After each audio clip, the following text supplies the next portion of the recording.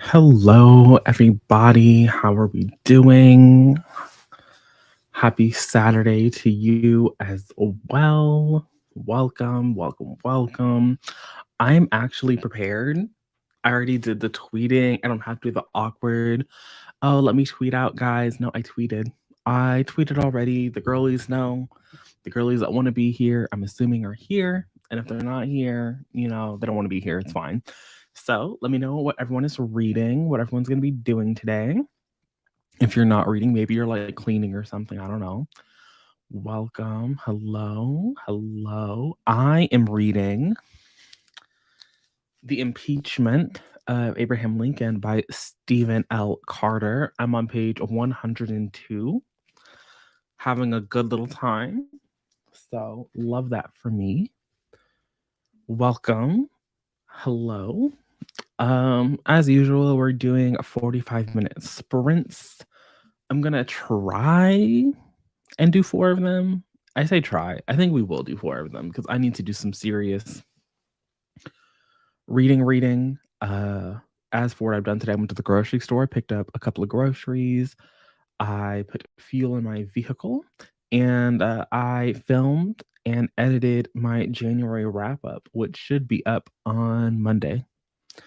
It's mostly edited, but it won't be fully edited, and the rest of today is accounted for, so it will not be getting to by me. So by Monday, there should be a wrap up on the channel. Reading Make a Scene by Mimi Grace, reading Wishful Thinking by Celestine Martin for Team Oshun. Hello, welcome.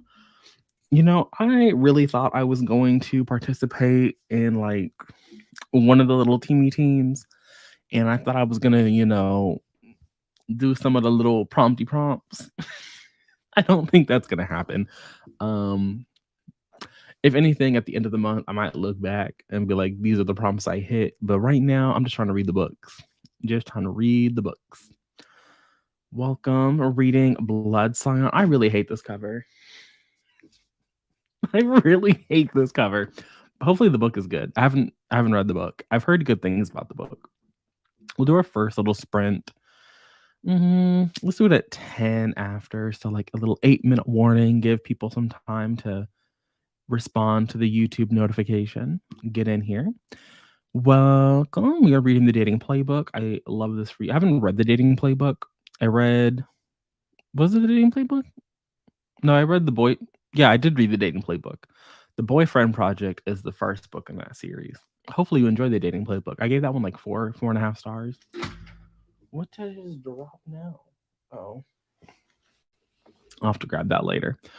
Reading That Time I Got Drunk and Save a Demon. Gonna read short stories or get into the Battle Drum. Hopefully you enjoy the Battle Drum. Hopefully you have a good time there. I recently finished that, and it was a time.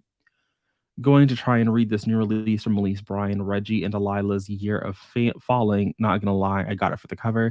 Is this the one where they're orange? Let me go to Goodreads. One of her books, these people are like straight orange, and it made me very upset. So let me see here. Reggie and Delilah. Really?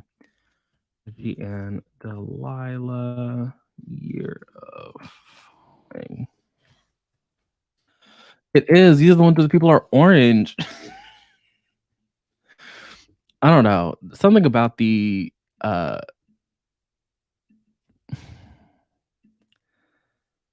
yeah, let me share. This is very shady.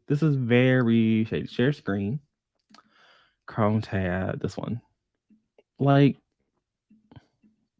what is this? Objectively, very pretty people. Very pretty people. But she's orange, and her is reasonable. Like, this could be a human. But what is this? What crayon? What crayon was used? Like, is it better in person? Again, I don't know what her name. This lady, she looks like a human, but this man,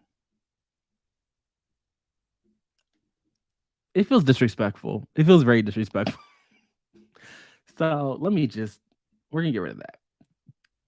Going to get rid of that. Welcome, Pat. Hopefully you've gotten some sleep because I feel like I was in somebody's sprint yesterday and it was very early in the morning and there you were. Reading On the Girl by Courtney Summers. You completely understand. You do you. What was this about? Oh, the little teams. Yeah, I like the idea of teams, but I didn't have time to sit here and construct a TBR around them. I do have a loose TBR that I have put together for myself, and I don't think any of the. I think there was 5 on my TBR, and I read 2, The Battle Drum and Promised Boys, but one just got added because I got accepted for the Blood Gift. So if I'm gonna read the Blood Gift, it's probably gonna be this month or not at all. Maybe do some work if you don't get to the book. I'm going to be reading Ascendance of a Bookworm, Part 5, Volume 3. What in the world? Is this like an indie book? Is it a comic, like a webtoon? I need more information. Okay. Not me forgetting what the things I had also. Not me forgetting things I had read. It's very embarrassing. Maybe it's your screen, but they didn't look orange to me. Again, like she looks fine. She actually looks like a human, but that man was definitely red. He was definitely red. Reading the Sun is also a star. I love this for you. You feel like it works though.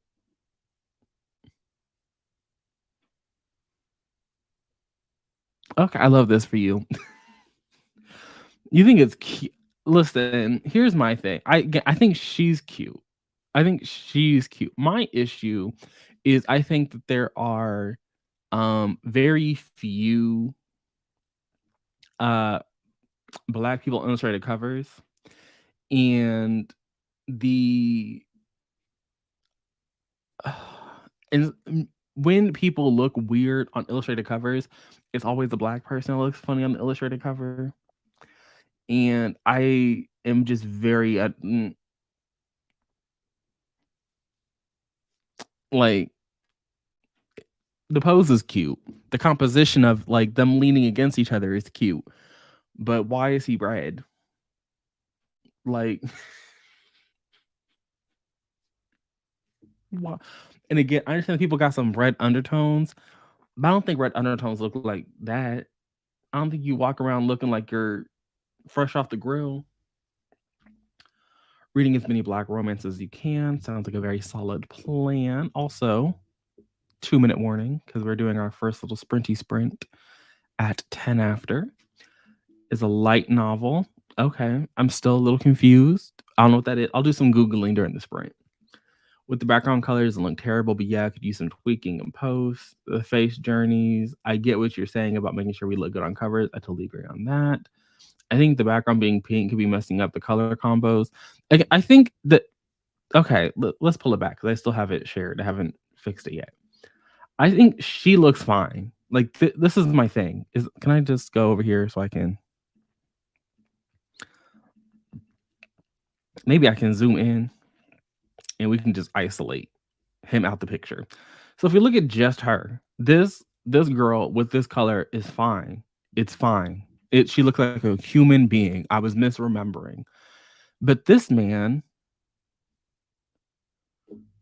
I don't think what this is going on here has anything to do with this, because even here, like you can see, there's the red, and it's not working.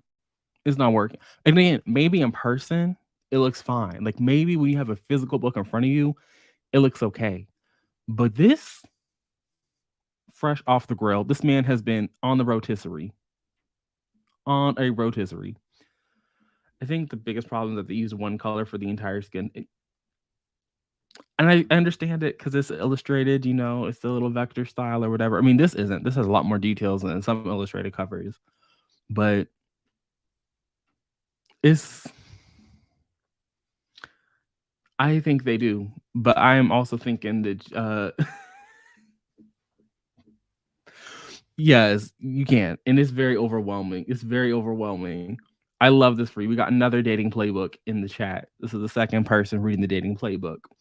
But we are coming up on our little 10-second little thingy. So it's like a warning. So I need to share my little Pomo kitty. The kitty will meow if you come back after the sprint talking about, "Ooh, it scared me. I was startled." I might laugh at your expense, so you've been warned. But I'm gonna be quiet now so we can be productive for 45 minutes.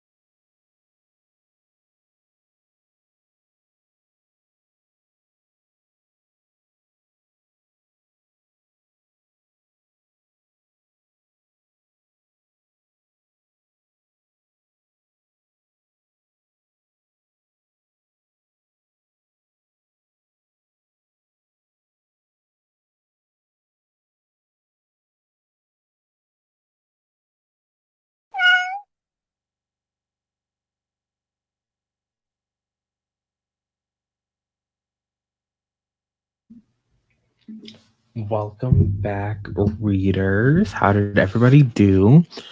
I'm now on page 167. So I read 100. Wow, 100. That's not what I read. I read 65 pages and watched a tiny bit of YouTube during that one. So that's what I did. Having a good time. Love that for me. Let's see here. Yeah, I did. Mostly because it allows me to watch YouTube or something and still do a little bit of reading.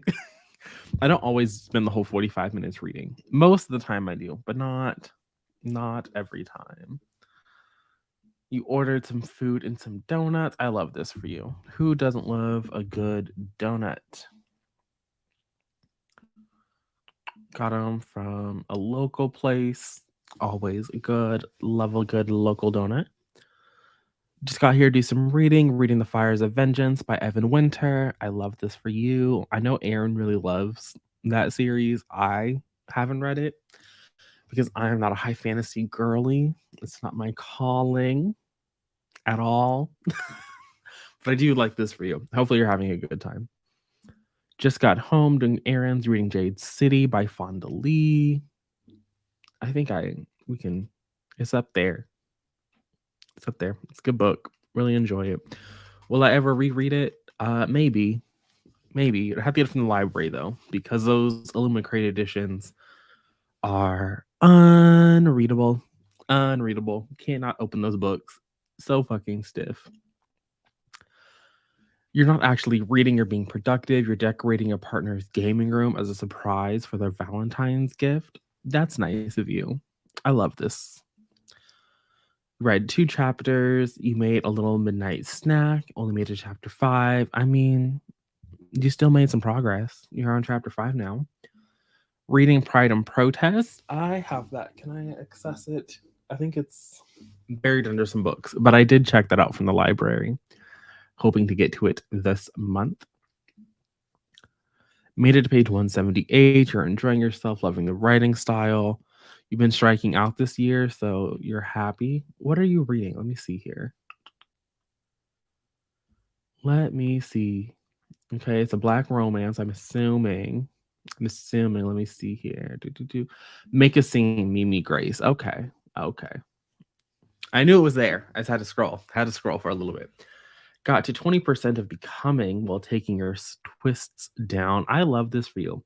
I don't think I'm ever going to read any of the books. Why do I have such a hard time pronouncing that name? I don't think I'm ever going to read either of the Obama books. Only I'm reading Becoming. I don't think I'm reading The Light We Carry, which I think is a bad name for a book. I don't even know what Barack's book is. I mean, I know he has. My thing with Barack is he also got more than one book. He has like his most recent memoir, but then he has like 2 books from when he was a senator. I think it's actually like 3 books from when he was a senator. And I'm like, I'm sure you had an interesting life. And the memoir he just came out with was just like part 1 of a 2-part situation. And I'm just like, I understand that you have lived a life, sir, but you think his book is just Barack? Let me see. We got Goodreads open thanks to me looking at this little Reggie and Delilah. We can just come over here. We can just come over here and see what it says. So we have The Audacity of Hope, A Promised Land. This is the one I'm thinking of. Change What You Can Believe In. Oh, that's a foreword. Dreams of My Father, Barack Obama in His Own Words. Again, this man got too many books, but I was thinking of this one, A Promised Land, which is his black and white. Although I do think that his book is, this book is 768 Kindle pages. Which I don't understand how. Books and editions. The hardcover from Crown is 751 pages. And again, it's a part 1. 751 pages, and it's a part 1. You haven't read either, but you've been gifted both. I mean, somebody really wanted you to read her story. Somebody really wanted you to become the Michelle Obama uh, historian. Barack's memoir is too long. You haven't read it. It's literally there to make your shelf look pretty. Not there to make your shelf look pretty. Oh, you purchased Becoming for the vibes. Can't lie. And you haven't read it. It's there to make the shelf look pretty. Becoming was so dense for a memoir, and Barack's book was not it for me. I did audio and lasted a chapter. Not a chapter. Not a chapter. That's it. Wow. Okay, you were thinking of A Promised Land. You're not reading. You're reading it for Kayla's Budword. I mean, it was on your TBR, but not really loving it. If you're not loving it,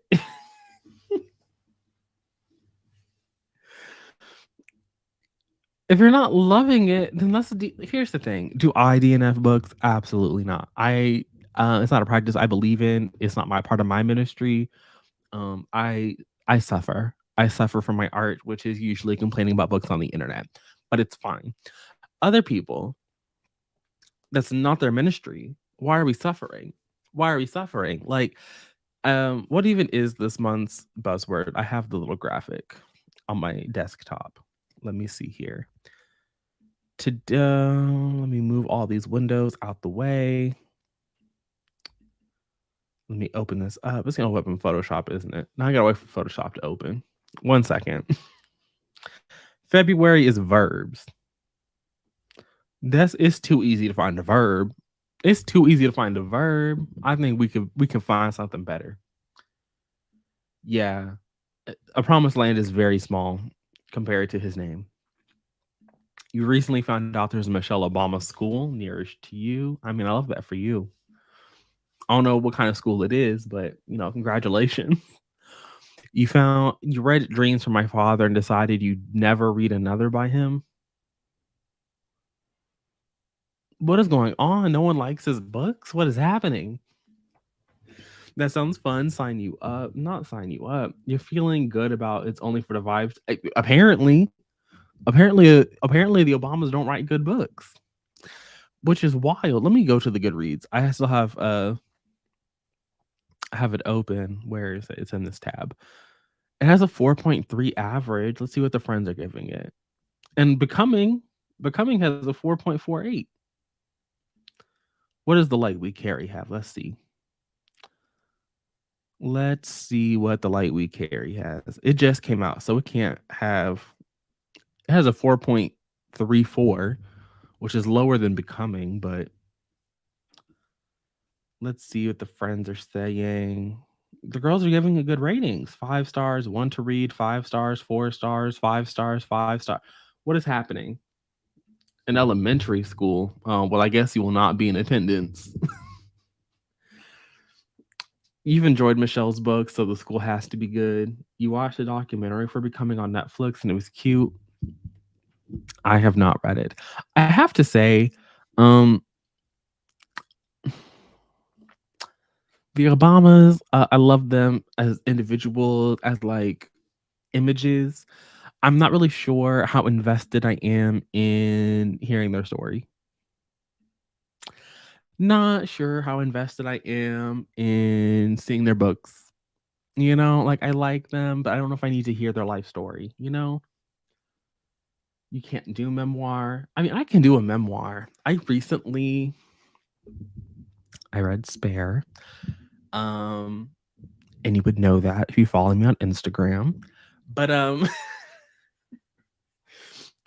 I gave it 5 stars, which apparently is controversial. I don't know. And I read some memoir last year. I read In My Dream House. I read Miss Memory Lane. I read Making a Scene. It's like my era of memoir. And I like a memoir, but I have to be invested in you before I go into it. Like I have to be interested in whatever it is you have to say. I feel like I can't go into a memoir expecting you to tell me something because this is what I've learned. Oftentimes, I talk about this in my little, if you're a patron, sorry, it's like the third time I've talked about this. But in marketing a memoir, what you often get is like the clickbait headlines that have the timeline saying, well, damn, I already read the book. I can just go mark it as read on Goodreads.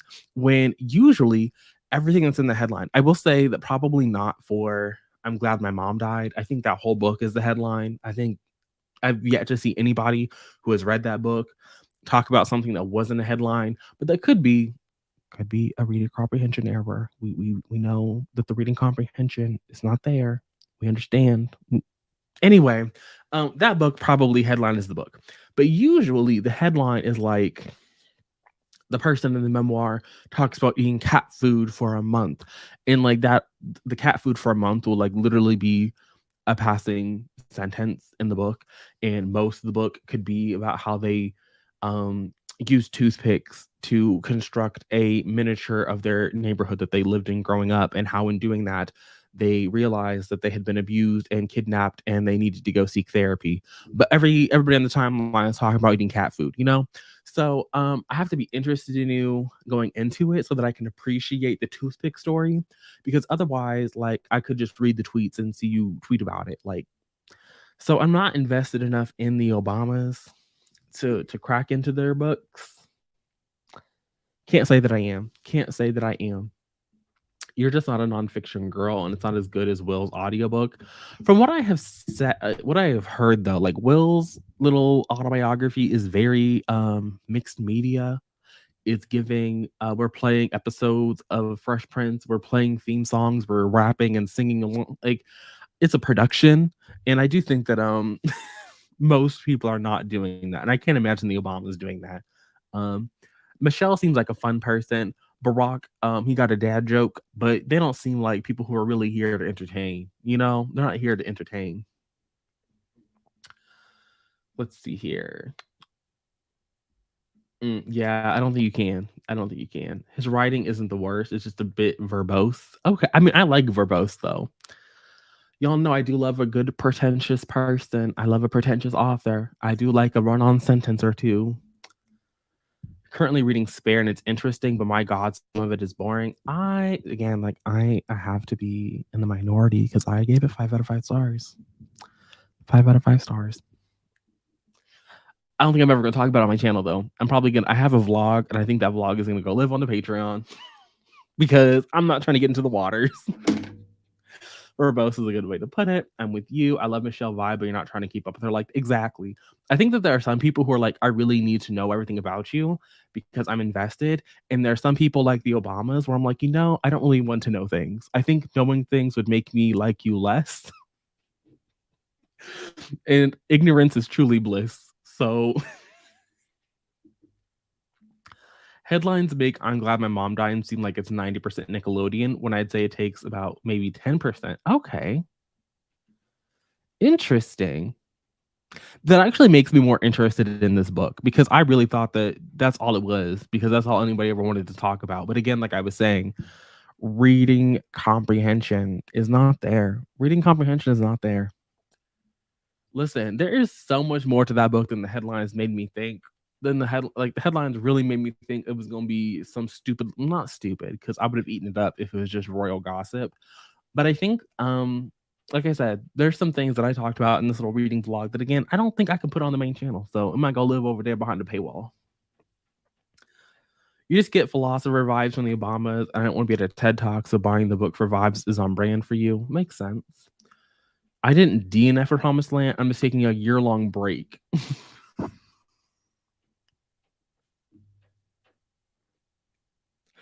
You enjoyed becoming, but you really don't like memoirs, and Light We Carry with self-help is not for me. Yeah, the subtitle for the Light We Carry is overcoming in uncertain times, and that would have been enough for me not to click into it, not to be like, yeah, borrow from the library. You got Sex Cult Nun. You assume you'll like that because I like cults, but when it comes to people on the personal level, you have a hard time caring. That's fair. You didn't read, you made lunch, you did some journaling with some new washi tape. I love this for you. I've never been a washi tape person. I've never purchased any washi tape, but I do occasionally watch a little planner video, a little journaling video, and I do like seeing other people's collection of washi tape. I do like seeing other people spend their money on it so that I don't have to. I don't know if it makes a difference that I'm British, and so I know quite a lot of things that are in the book already. It's mostly just the dynamics of the royal family that are new to me. I mean, maybe that's fair. I mean, Here's the thing. I'm an American. You know, if you can't tell by the accent, you know, I do live in America. Hashtag America. And so, like, it wasn't even that I went into it expecting to get like royalty because I feel like if I really wanted royal family mess, it would be super easy to go 1-800 Google. Um, and it wasn't even the idea of seeing Prince Harry unpack Empire because there's a line in the book where he talks about like it's really not a prince's place to be like Viva la Revolution on. And I was like, you're kind of right, but also if you wanted to, if you wanted to, the girls would eat it up. But it was just really interesting, I thought. And apparently the people don't like his little detour into the war in Afghanistan. But if anything, I thought that was actually super fascinating to read from a perspective of a person who really had no sense of belonging in his family. And the only time he had a sense of belonging was in the military. And of course, like, it's really hard to be like, oh, yes, go invade Afghanistan. Like, that's not a cute look in 2023. But I do think that there are a lot of people in Prince Harry's age group who did the same thing that he was doing. And it was, I don't know, for a lot of the very similar reasons that Prince Harry was off in Afghanistan trying to find themselves, give themselves some sense of purpose. It was giving very much that tweet where people are like, do they go recruit for the military at like the high end, like the nice private schools, because they was always camped out of like the little ghetto schools, and it was giving very much like, yeah, Prince Harry, he was definitely preyed upon to go join that military. He was definitely like creme de la creme, straight from Eton to the military barracks. And I feel like I can't relate to that one, but it was really interesting to hear about his time in the military. Obviously, again, in like the grander scheme of colonialism and his family specifically and their role in it. But again, like, I'm not going to this book thinking that Prince Harry, who at the at the ripe age of like 35 dated his first black person and had to experience racism when he started dating Meghan Markle and like seeing how his family was garbage. Like, I don't expect him to start, you know, unpacking his childhood. Spare definitely reads like a part one, not in terms of like, oh, I'm going to expose my family and I'm going to like tell you everything about them, but it's like a part one in his like journey in down that lane a little bit, not like the exposing my family, but in the actual like role of processing. Also, but also like Megan, Megan. We okay. Anyway, we're gonna move on from her. We're gonna move on. Let me scroll through these comments again. You do not want to read any Western politician adjacent in memoir. I mean, that's fair. I think the only point of reading a memoir is if it's somebody that you're actually invested in. If you go into a memoir like not actively invested in trying to engage with it, like, I don't think there's any reason to. You do empathize with Harry a lot, and he's always been popular with my age demographic. Headlines about it in this country were so misleading and flat out lies, so you had to read it for yourself. That's true. I mean, I don't say that's true, but that's fair. Uh, Again, I'm an American, so like our headlines about Spare were probably very different. Um, but that would make sense. I was thinking she would tell an anecdote and give a gem of what she learned, not what I am getting. She's giving a timeline of her life. I mean,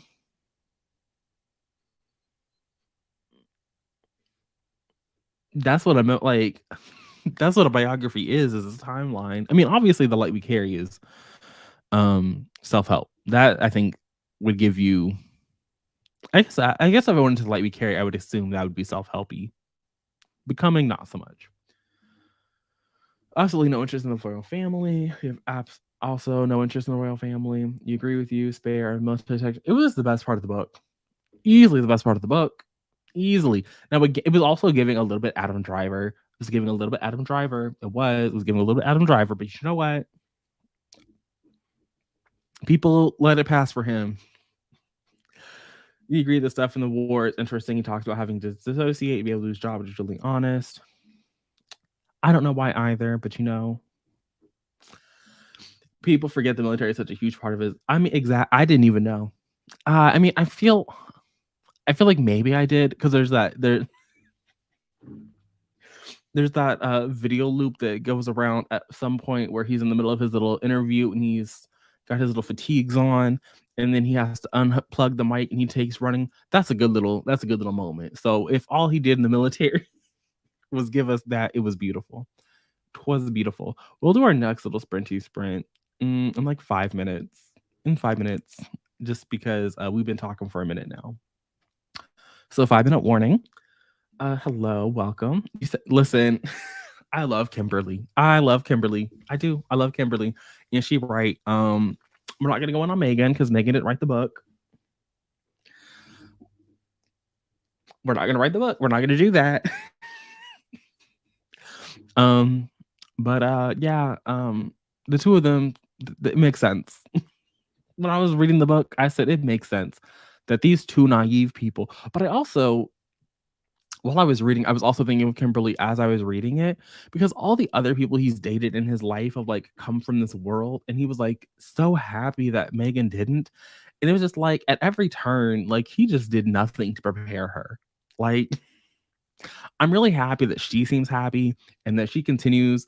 This is the other thing that was like really, really breaking my mind is like imagine so you're married to Harry. You know, you and Harry are going along, getting along. You and Henry are in love, madly in love.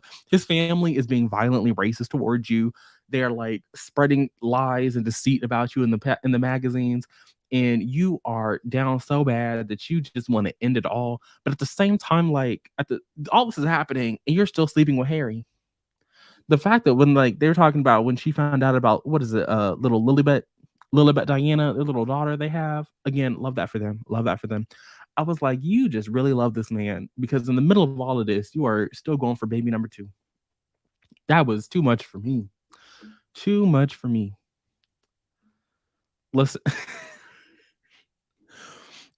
I I didn't mind when I was reading it. I was again like this. I was more annoyed by the timeline that this is my thing. I was more annoyed by having to read people's takes about it on Twitter and trying to dodge them so I could like experience the book than I was by the actual book itself. Like it was too much for me. Welcome, Miss Erin. Let us know what you're reading. We're doing our next sprinty sprint in 2 minutes. I saw that you finished a book, so maybe we have a little voting action happening for you in the poll. In the comments, we can vote. Getting into let's see here. Getting it in while that was going on is an interesting. That's what I was saying. I was like, how are you finding out that you are pregnant now in the middle of this?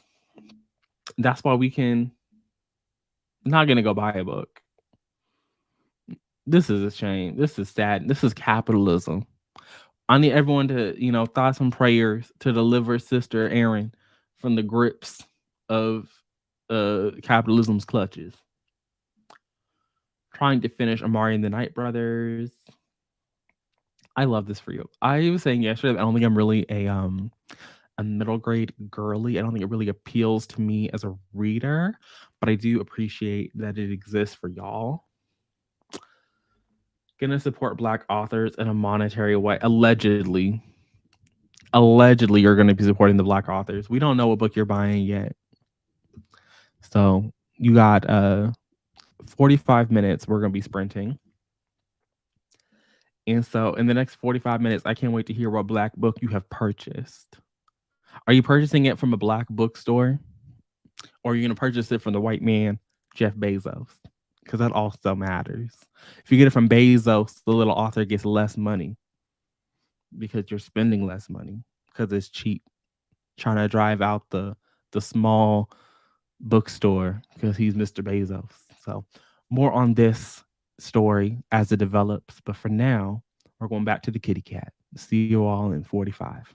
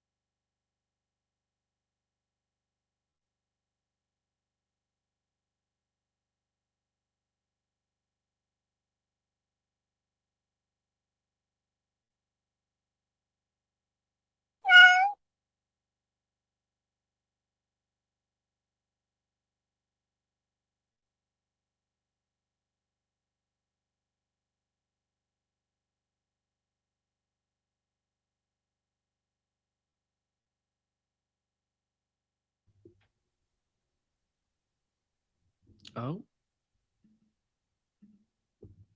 okay. Well, welcome back. I don't know what's going on over here, but welcome. I am going to close some things, but I did not read during this sprint. I was trying to get a thumbnail together, and that did not happen.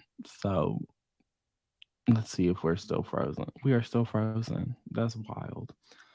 Okay, let's. How did everyone else do? How did everyone? Maybe if I switch cameras to this very unflattering angle and then switch back to the camera that I want to use. There we go. Beautiful. We have solved the problem. That was me up until 6 months ago. You like pretty things, so the halls finally got you. You was more of a gel pen and stickers. I mean, if you're actively journaling and are going to use the washi tape, I feel like buy the washi tape. I don't even do the journaling part. So there's no reason for me to be wearing washi tape. There's no reason for me to be purchasing any journaling supplies, honestly, outside of like maybe a pen, you know? Finished Amari, 4 stars, but I don't need to continue to the second one.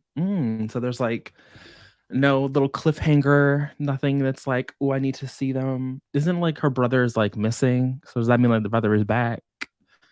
You're not invested in the little Men in Black for children.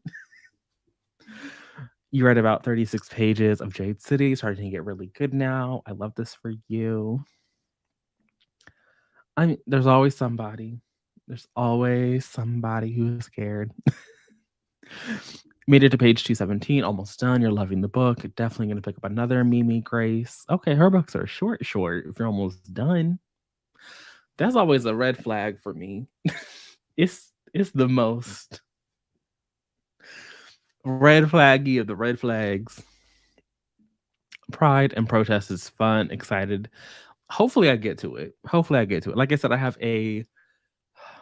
guess I can let you in. So I have what is the word? Structured. I have a structured TBR, which includes 6 books now, 2 of which I'm done. They're done, they're dusted, we read them. So there are still 4 books that I want to get to. And Pride and Protest was just a book that I saw at the library, and I was like, ooh, that could be fun. That could be exciting. And maybe it will be, maybe it won't be. We'll find out. I didn't read either, but ready for the next sprint. Okay, I mean, as long as you're ready. We'll probably do the next sprint at 20.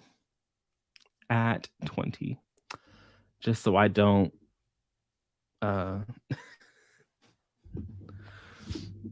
yeah. Joined the live right as the prince started. You tidied your room, then started highly suspicious and unfairly cute. I've seen pretty positive things about that one. Hopefully you're having a good time. It's a cliffhanger, but you're not invested. Oh, well, say goodbye to the book then. Say goodbye to the series. You definitely didn't mean to hit send on that letter. I didn't think you did. Didn't read, you edited a reel. I love this for you. Currently reading Tomorrow and Tomorrow and Tomorrow. Yes, it is. It was my favorite book of last year. And you know what? I have been going through it. I have been suffering, watching everybody is reading it because everybody loved the book. And so this is my pain, okay? So it was on like a couple of people's best of the year list. Apparently, allegedly. Nobody that I'm subscribed to had it in their best of the year list. So like maybe I'm subscribed to the wrong people, or by the time they uploaded their video, I was just like over it, but I digress. So many people have apparently. So it's been popping up in the reading people's favorites, and I'm suffering watching these people read the book. Suffering watching these people read the book. And every time okay, that was where's this stupid little tab? Like I'm gonna actually do a 5-minute break. Anyway, watching these people read the book and then not liking the book I'm just like, I don't need this. It's not what I signed up for. You do journal regularly, so it'll be used. You read 20 pages of Reggie and Delilah. You're reading it all week. It's 220 pages total.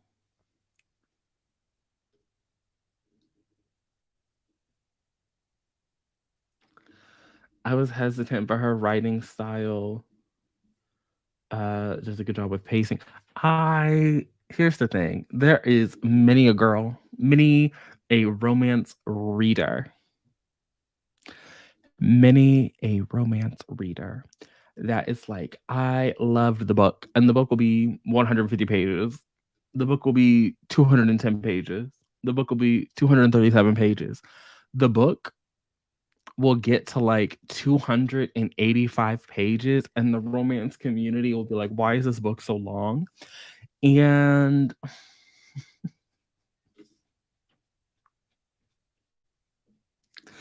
I'm just like, I need minimum 320 pages. Minimum 450. Love to see it. I think that so much of like what is wrong with a third act breakup is that it's so short. Like the people don't even be dating together like that. And then nobody ever wants to do a happy for now. They want the book to end like, oh yeah, these are the people that are going to be, they're going to marry each other. They're going to have 3 kids, a dog, and retire together. And that's going to be their only person they're ever with for the rest of their life. And it's just like, you are not making me believe all of that. You're not making me believe all of that. So many of the little romances I read, it's giving starter marriage, It's giving they're together now and they're going to be married now, and maybe they'll even have 2 kids now, but one of them is going to divorce the other person. They're going to separate before let's say 45, and at 46 they're going to have a new marriage. Like that's how much like when I read a romance and the romance is like 285 pages, I just can't take it serious. I can't take it serious. I'm sorry. I just can't take it serious. You can tell me all you want about how it's swoon worthy and it's this and it's that. Not for me. It's not that for me. I'm not swooning under anything over 320 pages. Like, sorry. Like I said, it's giving starter marriage. So like, I'm happy that you're having a good time. And I'm sure other people also had a good time. But for me, I don't know if I could believe it. You personally liked the second Amari a little less. You get too stressed out when nothing is going well in a book. Okay. I haven't read them, but good to know. Good to know that people don't like it. Well, some people don't like it as much as the first. Again, I doubt that I'll ever get to it, but it is nice to know that if I didn't like it as much, so let's say I read Amari and I liked it, and I read the second one, I didn't like it as much. It'd be nice to know I'm not alone. Want to get that one? Y'all talking amongst yourselves. Listen, don't do it. At this point, I'm just actively telling people don't read that book. I mean, people make some very good points, but I'm just like, I don't see it. To me, Gabrielle Zevin cannot write a bad book. I refuse to believe it. Got to page 98 and better. I mean, listen, I'm not a novella girly, so I get what you mean, though. Okay, at least as long as you get what I mean. You read less than a chapter in the sprint, you got caught up with something. I mean, it happened. I didn't do no reading. So you read more than I did. Also reading bitter. We got 2 people reading bitter in the chat. Starter marriage it's not insane. It's what it's giving. It's giving starter marriage. Yeah, I like a good happy for now ending. I do too. I actually kind of prefer a happy for now than you making me believe these people are going. I respect happy for now marriage, like story endings, so much more than like when I'm supposed to believe these people are getting married and having kids and they're gonna retire together. That's what makes your book feel like foolishness to me, because you didn't sell that. You didn't sell that in the book. Like, there's no way that we are starting the book with these 2 people who don't know one another and are ending the book and now they're going to retire together in 200 pages. No, we're not doing that. I'm fine with it too, but that's not what they're writing. Like, they're not writing a starter marriage. It's what it's giving. It's what I believe is going to happen based on what you did write. But what they're writing is like, oh yeah, Sally, she tripped and fell because she's so clumsy. Oh, that Sally. And she tripped and she fell in the hardware store because why was she even in the hardware store? Because her grandma left her this house. Everyone's always getting left a fucking house in a romance book. And it's always dilapidated. No one's ever leaving a house that's just in like perfectly average condition with like maybe a retro styled bathroom. It's always like, oh yeah, old Grandma Susan just let her house go to shit, and they just leave these old women, like these grandmas, just living in rundown houses.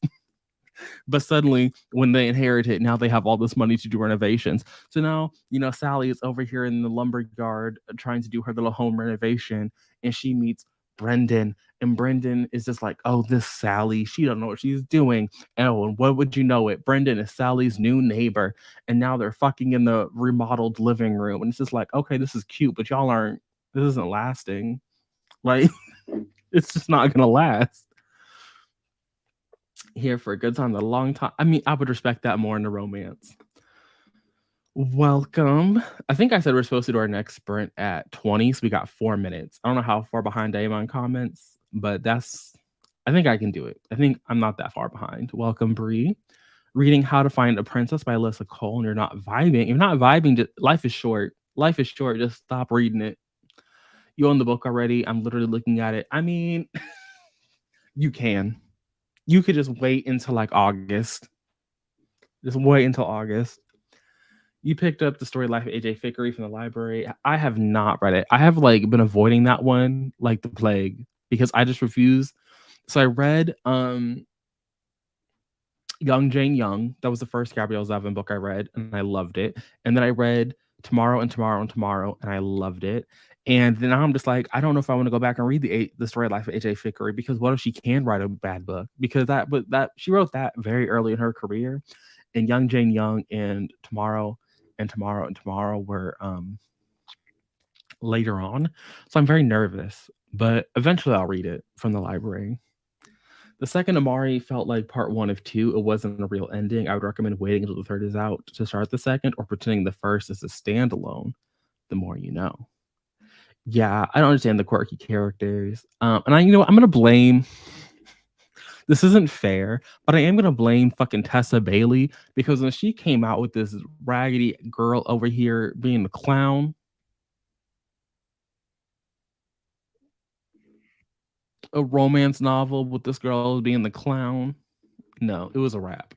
It was a wrap for the romance community, or at least I felt like I was starting to see more after the little Tessa Bailey incident. I was seeing romance more, and I'm just like, I don't. And then I read the little clown book, and it was not very good. Like it wasn't bad. It wasn't old two bats. Old two bats. He was holding it down for the romance girlies back when I came back to BookTube. That's why you love me an angst-filled romance. I go to them first. Makes sense. Ooh, DNF'd it. Not DNF. That's the princess book, right? The princess, How to Find a Princess, How to Trap a Princess. You're nervous. I mean, fingers crossed for you. Fingers crossed. Such a pushover. You tried reading that Tessa Bailey book and it was so cringe. What did I? I talk about pop culture references in my January wrap up. So you can get to my thoughts and opinions on pop culture references there. I did edit some of it out. I did get a little mean, but I did talk about pop culture references in my January wrap up. So that's the thumbnail I'm making. I'm probably gonna do that during the sprint as well because it's not done, and I need the I need the thumbnail for when I can finally export this video. But we are coming up here. We have like 30 seconds until it is 20 after the hour, which means it's time for me to pull. Oh, look at this. Both of us making a thumbnail. She was co-signing a loan for her ex. What the fuck? In the princess book? In the princess book? This is too much. You somewhat like that Tessa Bailey, but her Christmas book made me so mad because it was so bad. I hope I won't wait till August, but I'm a slow reader, so who knows when it'll be read, but it will be eventually. I mean, love this. Okay, yeah, it'll be out on Monday. It's already edited. I just didn't want to export it while I was doing a live stream because then my computer would really hate me. I was doing some Patreon sprints last week, and I was trying to, I think I was editing or doing something, and my computer was like, "Sir, what are you doing? Sir, what are you doing? You are going live and trying to do all of this." And I said, "Okay." So I got the message, and I haven't started exporting it, but it should be up on Monday because it's already done. But I will be quiet now, and we will sprint for the next 45 minutes.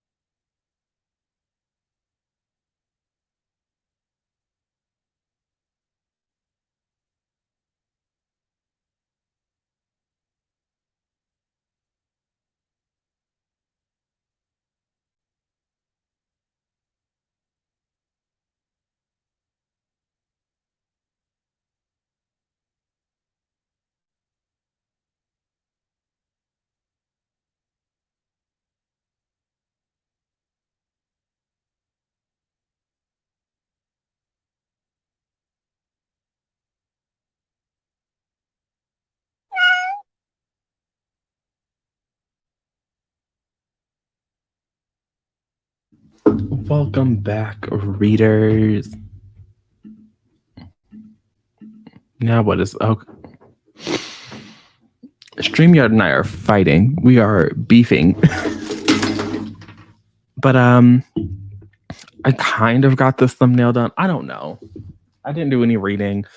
Me and this thumbnail are also fighting. I don't I feel like I go through this every time I have to do a wrap up thumbnail. Like I don't really quite know the aesthetic that I like for myself. I know what I like for other people, but for me, I don't know. I also feel like I am just too married to this particular font, and I am trying to use this font where it doesn't belong. So we're gonna do it. We're gonna figure it out in this next sprint. I also do want to get back to doing some reading because I really wanted to. I thought I was going to finish this today. That's definitely not happening. But if I could get to part 2, that would be nice. That's how much I'd have to read, which feels very doable for the next in our final sprint. So maybe I will take a break from trying to figure out what I'm doing here with this thumbnail and get back to the reading. But let's see how you all did. 10% into We Are Never Meeting in Real Life by Samantha Irby. Samantha Irby sounds like the name sounds familiar. Might finally start the battle drum this next sprint because the short stories are not doing it for you. Listen. Thoughts and prayers on the battle drum. Thoughts and prayers. I hope you like it. It's not that I didn't like it, but I hope you like it. Again, I liked it kind of, but there's a lot to talk about that book. And me and Sarah El-Arifi, I need to have a conversation with them because I really want to know what they were thinking when they were writing that book. I need to know. I need context for that book is what I need. Finished your book. It was happy for now, so it was satisfying. Other than that, you had dinner. I love this. I'm probably going to refill my water bottle during the next sprint. That's what I should do. Reading The Weight of Blood, you're on page 97. Thoughts and prayers for you on that one. Thoughts and prayers. Read about 50 pages. You read 20 pages, made some tea. 51% of We Are Not Like Them. Gonna start another Mimi Grace for the next sprint. Gotta keep the train going. If it ain't broke, don't fix it. If it ain't broke, don't fix it. Back when I was a blogger, the thumbnail was always a fight. I feel like something that should take 20 minutes. Listen,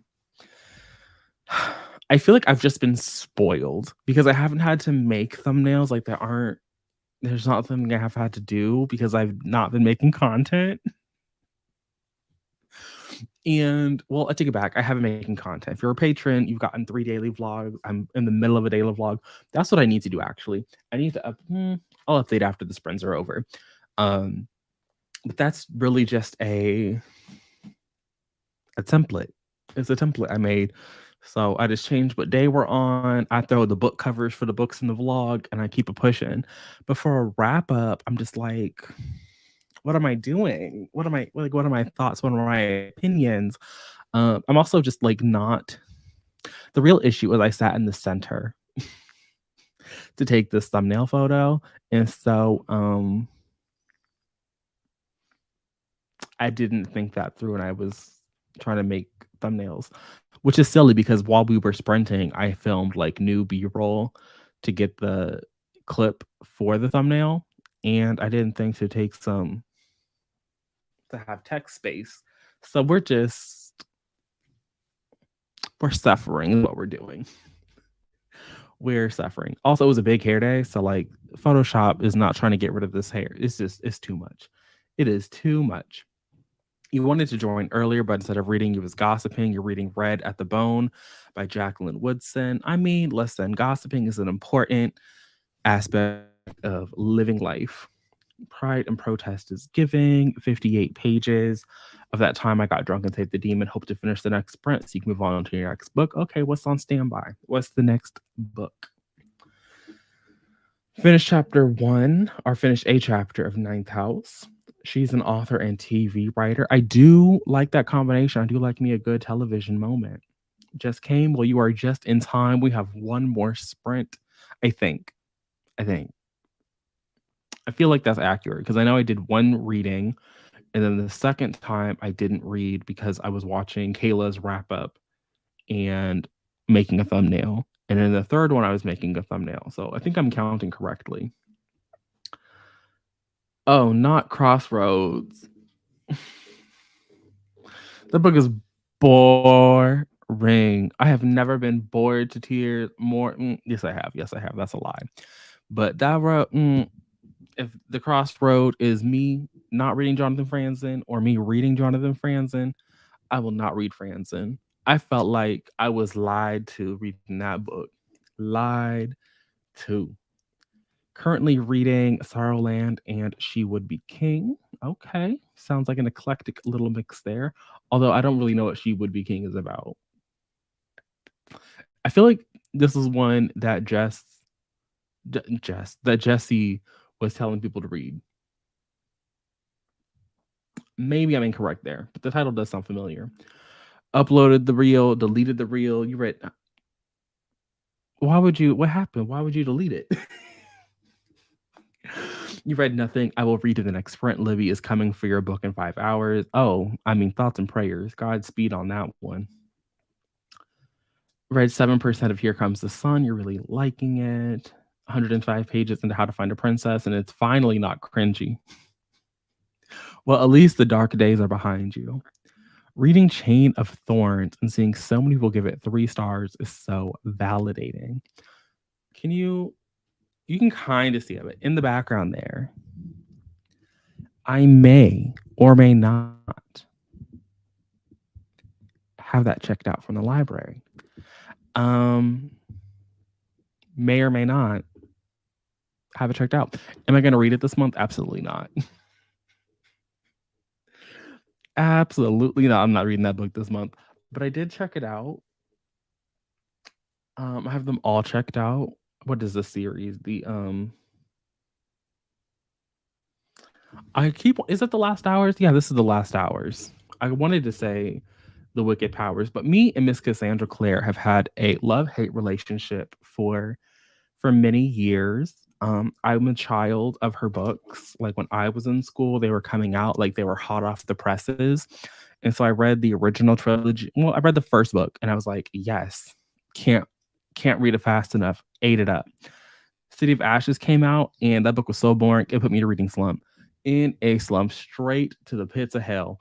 And by the time I came back on board the little Shadow Hunter wagon, there were 6 books out. And so I read them. I read the little 6. Well, there's probably more than because her little Infernal Devices were coming out at the same time as Immortal Instruments at that point. So there's probably closer to 9 books. So I read, the Immortal Instruments, and I read the Infernal Devices, and I just don't like the Infernal Devices. I think those books are raggedy. I think that it's a very strange decision to go back in time and make. Here's the thing about Cassandra Clare. It makes being a Cassandra Clare fan is real hard. It's real hard to like want to read her books and support her as an author because the biggest criticisms you ever find is like her little incest moments. And it gets real hard to defend her incest moments when the books like Chain of Thorns and books like The Infernal Devices make everybody cousins. Like when I was reading Clockwork Angel, Clockwork Princess, all them little clockwork idiots, and I was like, why are you doing this, Cassandra? Why are you making everybody related to one another? Why are the Lightwoods hooking up with Blackthorns, hooking up with Waylands, hooking up with Herondales, hooking up with Fairchild, hooking up with the more like why are they all getting together? It was very weird. It was not cute. So I couldn't in good conscience and enjoy the Infernal Devices. And it's because of that I can't really bring myself to enjoy uh to enjoy the little last hours because it's like more of the same. Like, what are we doing? What are we doing here? Why are we back in this little incest world? But what really killed it is actually the dark artifices. That's when me and Cassandra really had to break up. Um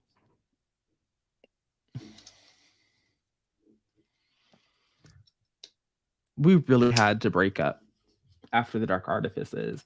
And it was only because what that entire like I get heated. I get heated. I get so heated thinking about what she did in them books. People really like to use the dark artifices to, I mean, I guess now she got this little a Persian character, Cordelia. She up and uh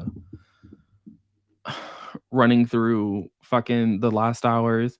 But her great descendant, Emma Carstairs, running around here looking like she the poster child for the Hitler Youth with her blonde hair and blue eyes.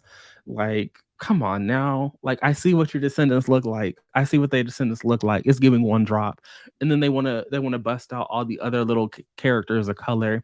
Like, there's a Mexican shadow hunter in the Dark Artifices who has nothing to do. Like, her entire personality is wanting fairy dick. Like, that's the entire like she could have been a really interesting character. Just becomes I want to get fairy dick. Then you have like a black trans woman who is tossed out of the society because she went to the mundanes and has some surgery.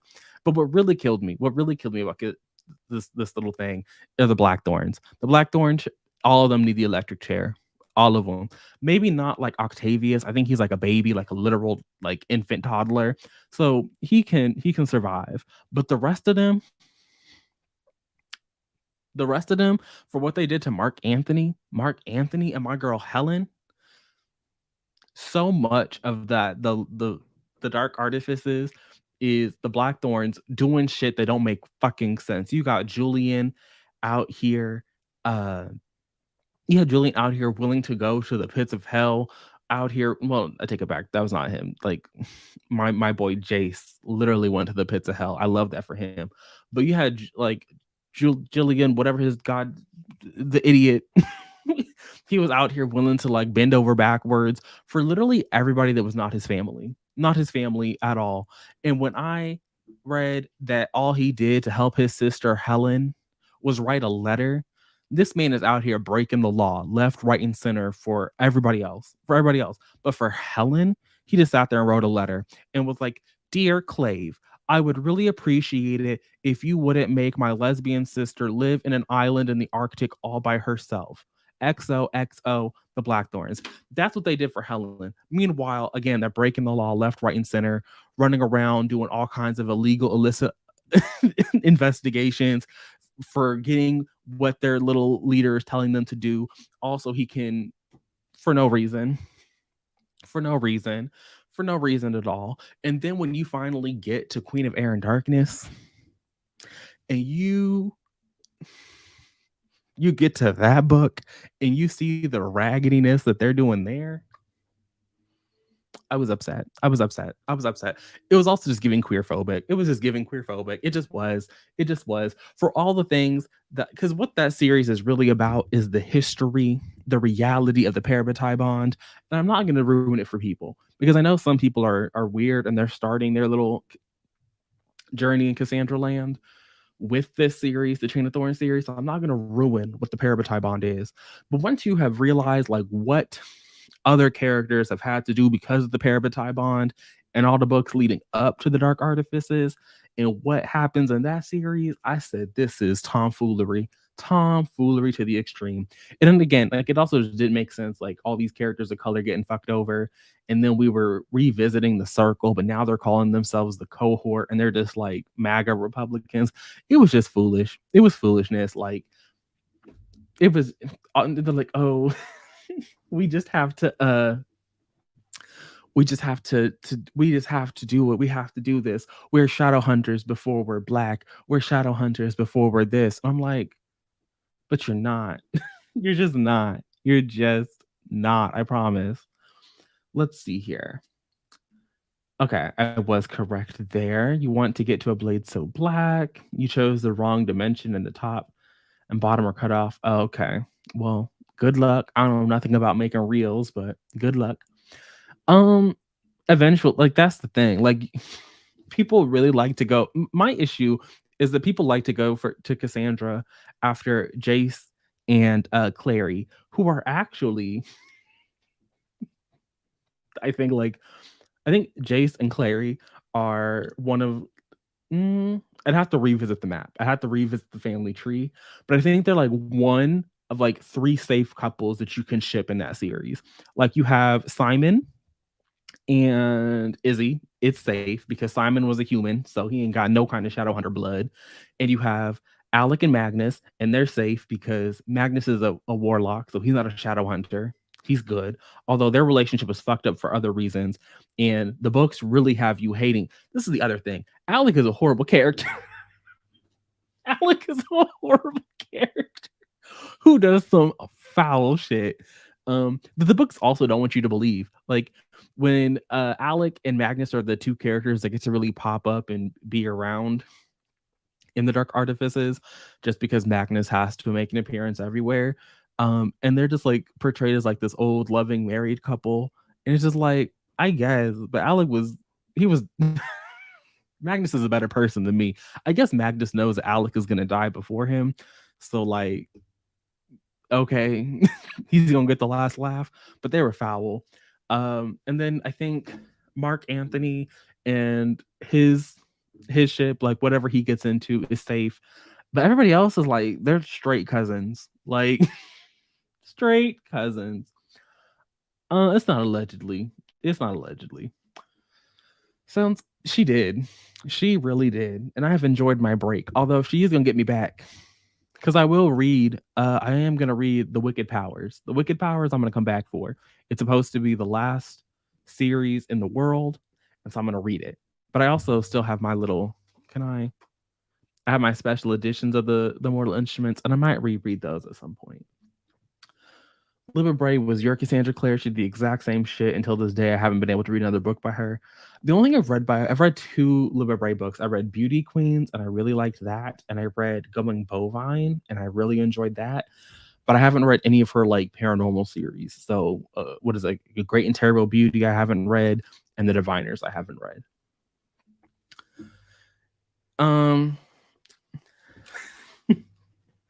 Like I don't mind it. It just feels like if the biggest criticism your series, I mean, to be fair, what Sebastian be saying is some foul shit. It'd be some foul shit, but they be so hooked on Jace and Clary that it's like, okay, we get it. But like, if you read the books, if you actually sat there and read them, there are worse things to be upset about. Like there are worse examples of the incest. It's worse because everybody's a cousin fucker, every last one of them. Emma and Julian. I think Helen and Aileen is safe, but you're gonna pry Helen and Aileen from my cold dead hands. You're gonna pry them from my cold dead hands because Aileen Penhollow, she the only real one. When her little girlfriend got banished to the Arctic, she said, "I'm gonna go with you," and she sat there and just lived in the Arctic, even though her mom was like the Inquisitor and was a super important person in their world.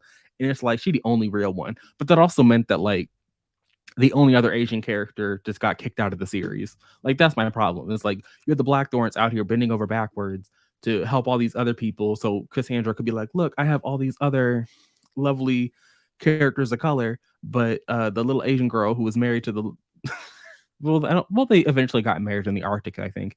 Who was like married to Helen, just had to like go live in the Arctic. They were banished, couldn't be on the page. And then when Helen got to briefly make an appearance, even though Helen was like key to the war against what's his name, fucking Valentine. When she briefly got to make an appearance in Queen of Air and Darkness, all the other Blackthorns were so horrible to her. They were like, "Oh, you abandoned us, you betrayed us, you did this, that, and the third to us." And it's like she was literally sentenced to the Arctic. Like she was literally banished. What do you mean she abandoned you? What do you mean? Like y'all are so fucking stupid. We're going to do our last little sprint at half an hour, so like in 5 minutes. You miss Cassandra Clare. Listen, I'm happy for you too. He sure is horrible. Libba Bray had yes, Alec is the worst, which is why this is why the show is so good, because the show did the same plot line. I mean, they really speed ran them books, but they did the same plot line with Alec and Magnus and him betraying. And I was like really sympathetic to Alec. I said, damn, you're foul and dirty for this. But I was really feeling for him. In the books, I said electric chair. Fry that man. Fry Alec Lightwood. Liva Bray had the white couple outshine her interracial couple, and that's my villain origin story. I mean, I'm not surprised.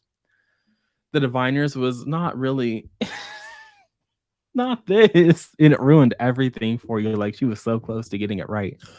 I just feel bad for the Diviners because it felt like every time a new book came out, there had to be a new redesign. The first cover was stunning, and then they came out the second cover with the weird little font text situation that looked hideous, and so then they recovered the first book, and it was bad. And then the third book came out, and they got a whole new revamp, so they had to release the first two books in the same cover.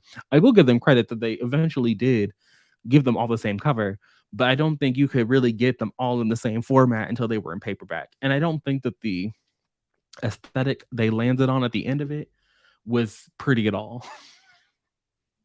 Like, how we go through 3 cover changes at all, and the first one was the best one, and y'all couldn't keep recycling that very minimal aesthetic. It was weird. I don't love the way Libba Bray wrote about Romani men in A Great and Terrible Beauty. I didn't know there were Romani men in that book. Couldn't have told you.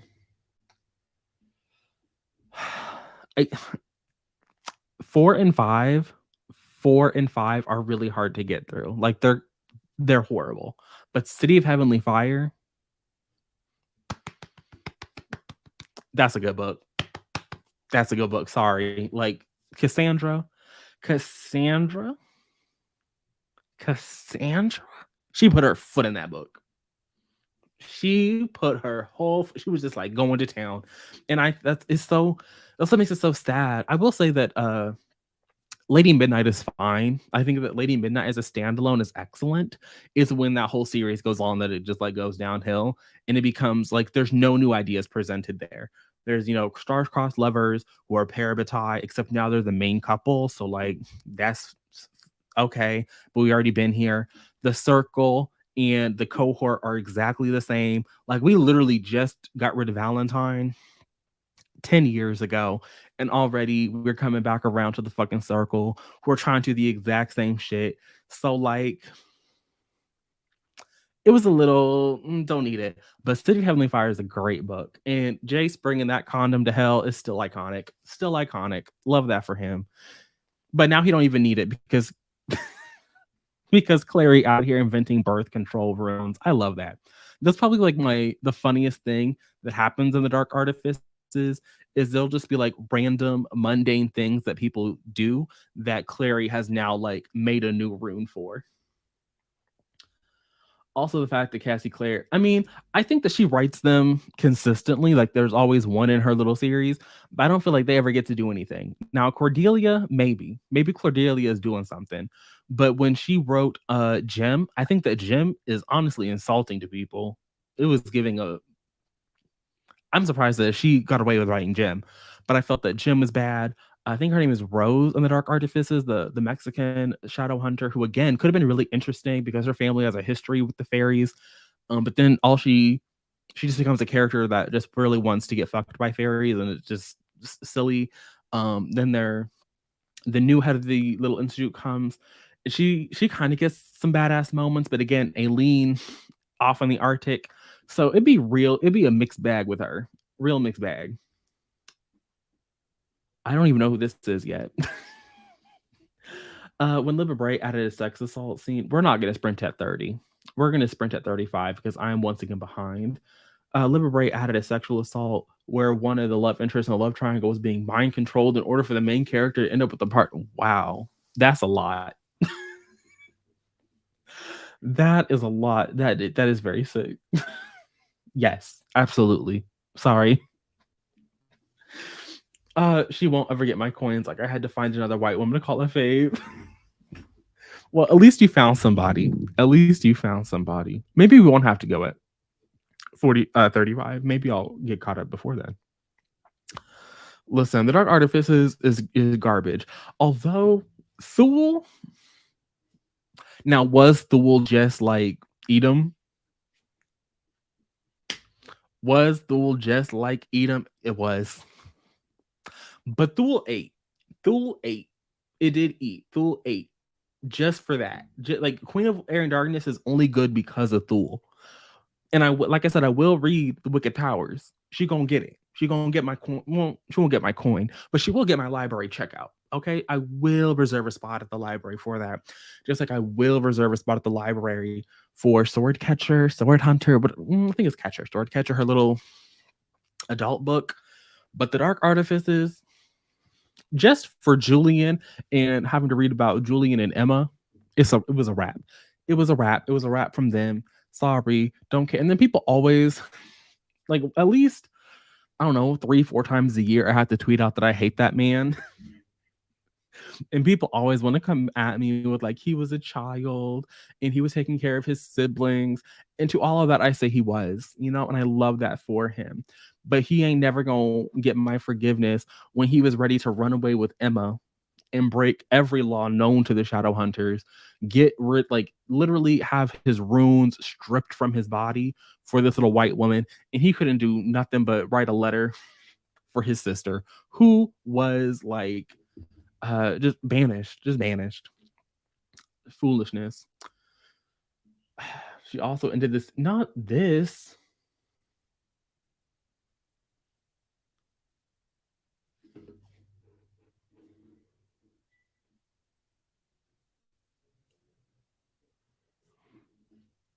Talk about a cliffhanger. She got issues on the fact that King of Crows is the first book I bought full price, both physically and through audio, and you never read it.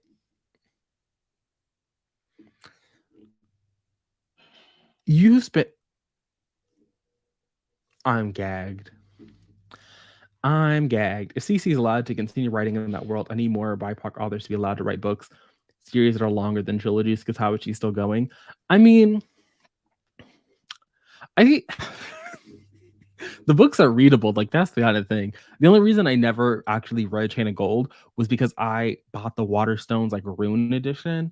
And this was before I knew that, like, if you buy a book from the UK, the odds of you being able to read it are like 0 because they just bind the book super fucking tight.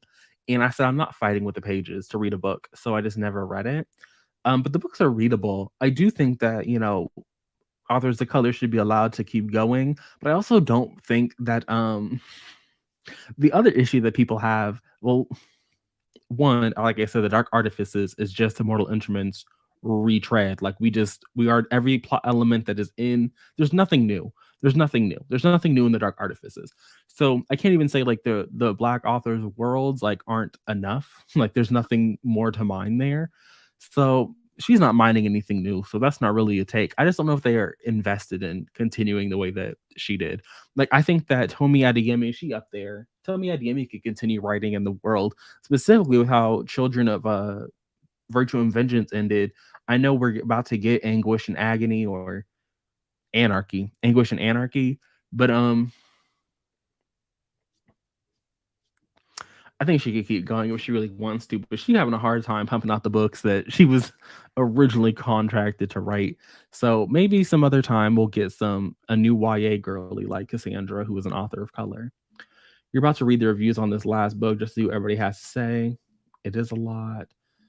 Listen, I knew Libra Bray done fucked up and the sexual assault victim in your book couldn't burn. She couldn't burn him. That's a lot. There's a whole black main character that was living through Jim Crow South. I don't know how she got that man listening to. Wait, the black character's the one that was listening to Hitler? I need I need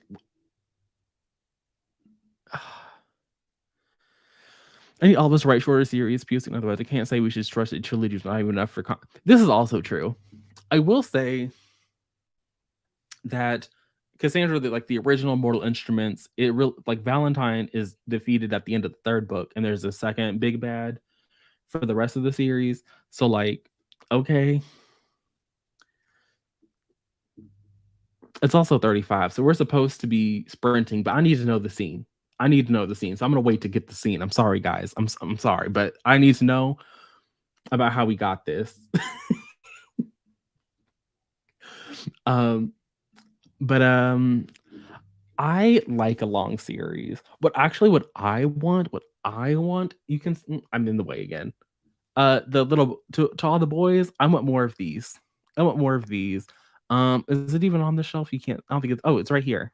Can I point? Yeah, the Darius books. I want a third Darius book with Darius. I need Darius back in my life. Uh, Anna K's not on the shelf. I need more Anna K. I guess I have the Gossip Girls. I need more things like that. That's what I want. I want um I want more contemporaries that are like true series, same characters. Not I'm following the best friend of the main character, not my little sister. Although I am excited for the Kitty book. I am excited for the Kitty book. I love Kitty. I love it. Not sadly. This is how I knew Aaron a lie. This is a lie. See, Aaron was supposed to be purchasing a black book by a black author at a black owned bookstore, and she didn't do that. She didn't do that. So, okay, here's the scene. It's the end of the book. Big Bad Crow King is defeated. Everyone's getting a sandwich at the German sandwich shop. The white couple is talking about their wedding. The interracial couple doesn't get a wedding because racism. Not they don't get a wedding. The white but they go to Harlem and one opens a dance studio. The owners are listening to a radio broadcast that being broadcast from Germany. So time zones. It's 11 a.m. in New York and 9 p.m. in Germany. Oh, we're on a cliffhanger, but they didn't have what I was looking for. And then the book I bought was black, turned out to be okay. How you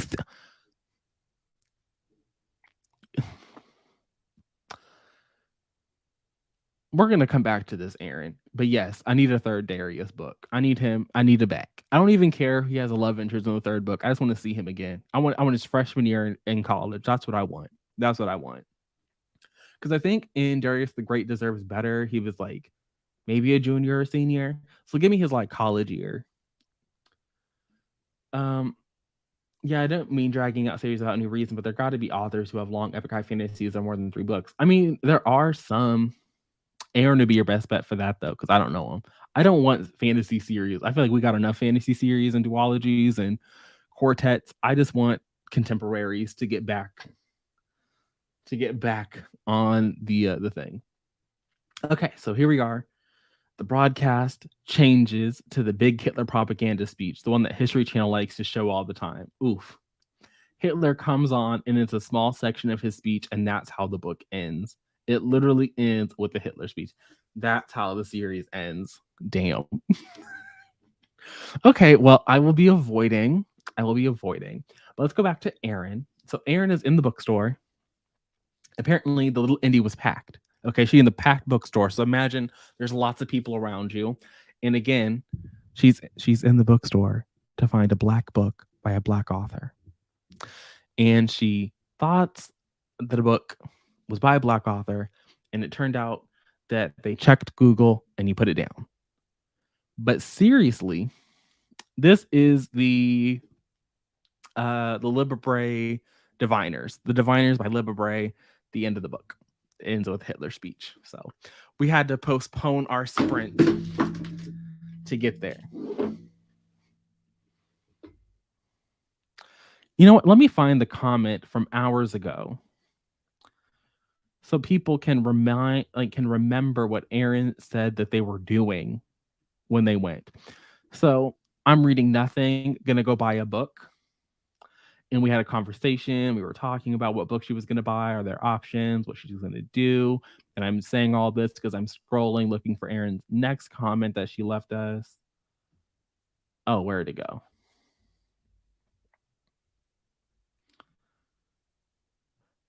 Gonna go support Black authors in a monetary way. LOL.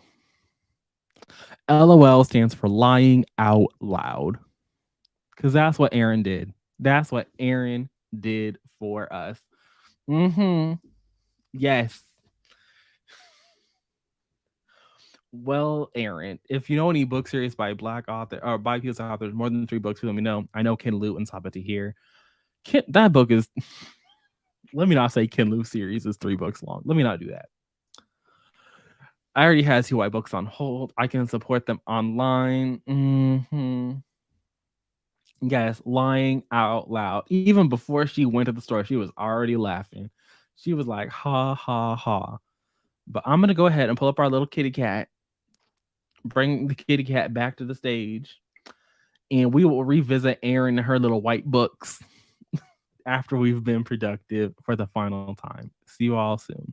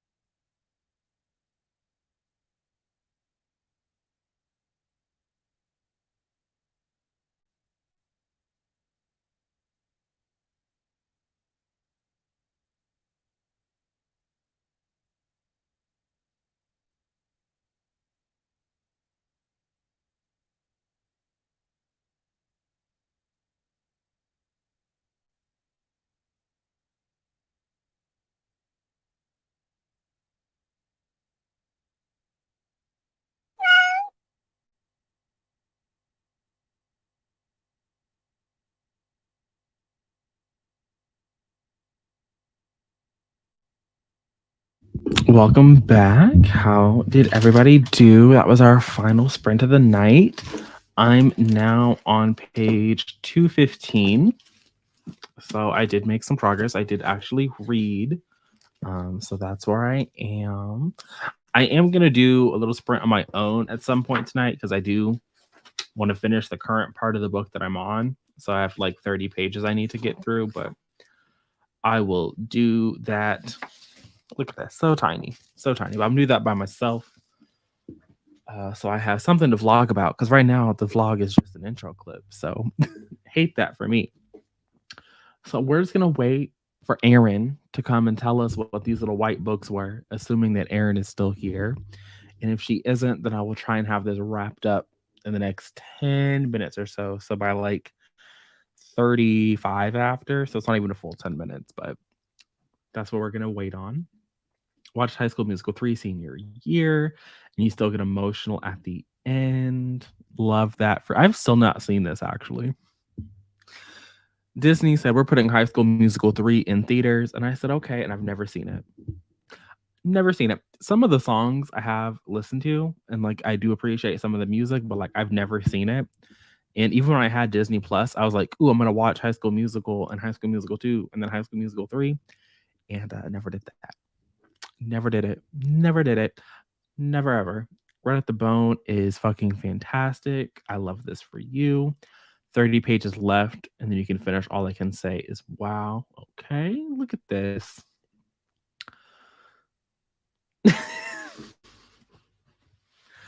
Not do what I said. Let me see here. What did you say? What were you saying?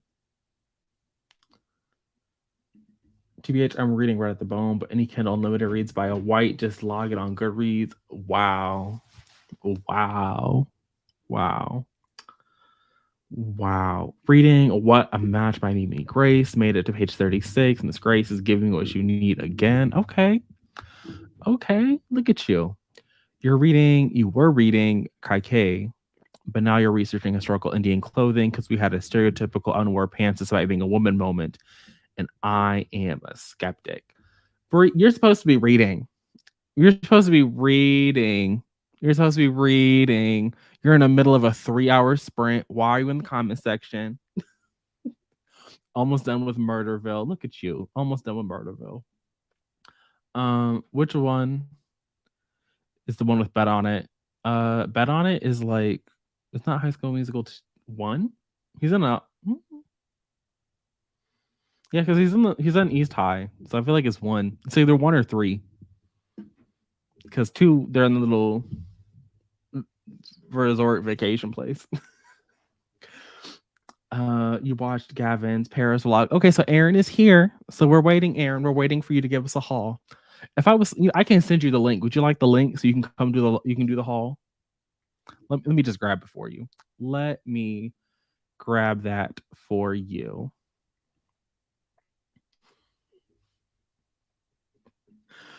Let's see here. Invite. Copy. Let me just come on over here to the desktop. To messages. Where's Aaron? Here's Aaron. Okay, Aaron got the link in case she wants to come and do the haul for us, so we don't have to just click on her little comment. She can defend herself. You've been living in Paris for 6 months, and all I can say is it's Listen, I'm not surprised. I'm not surprised. Maybe other people are. Maybe other people are, but I'm not surprised. But I love this for you. I love this for you. Don't be a hater. We love what they are spent on your Patreon, showing you love coming to your sprints too. Listen, I don't know if you can say we love a 3-hour sprint if this is the first 3-hour sprint that y'all have ever done. I can get behind a 1-hour sprint. Am I gonna read for a whole hour? Absolutely not. Would I call it a sprint? No, I wouldn't. People had to drag me to the 45s. Okay, they had to drag me to the 45s. So no, couldn't be me. But so 3 3 hours, you're just playing in my face. It's just playing in my face. 3 hour sprint. I even forget that the I was even doing a sprint with somebody in the 3 hours, and I'll be in the middle. I'll be in the middle of like an HBO documentary, and I'll hear Bree coming back in, and I'll be like, "Oh yeah, I was doing something." It was the second one. He's on the golf course singing. Okay, well, see, shows what I know. Shows what I know. We love it. We're doing 2 hour sprints back to back. Yeah, see, that's another thing I can't do. I feel like I am the anomaly in the sprint game. I brought the sprints to the people, and I think people like the sprinting more than the social part of it. But I like the social part. Okay, like I think I could do sprints on my own. Like I can get a timer and I can set a timer. I can get a timer on my own. So I need like a break, especially if you had me going for 2 hours. I'm gonna need a solid 45 minutes to just not read, not look at nothing. We're gonna talk, do something, not back to back, not back to back. I'll be watching sprint sometimes with people, and it'll be like a 4 minute break, and I'm just like, what? What are we doing? Like, what? And people just be going. Sometimes don't even give you a warning. It'll be like, oh yeah, now we're going back to the reading. It's too much for me. I'm getting my master's here because it's literally $100 for a full year tuition, but I'm telling y'all I should have gone in debt at an American university. It's saying it's delivered. You know what? It's fine. Where's my phone? My phone is right here. I need to plug in my phone. So Aaron gonna be like, oh, I'm blind. I'm GW. I can't read. But it's okay.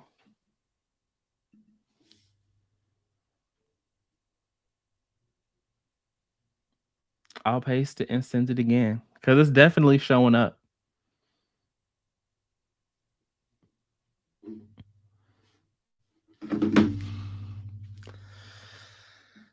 Let's see here. I like the show part too. That's why I live for your sprint. Exactly. Like I can't when they'll be like, oh yeah, suddenly it's time to read again. Go back to silence.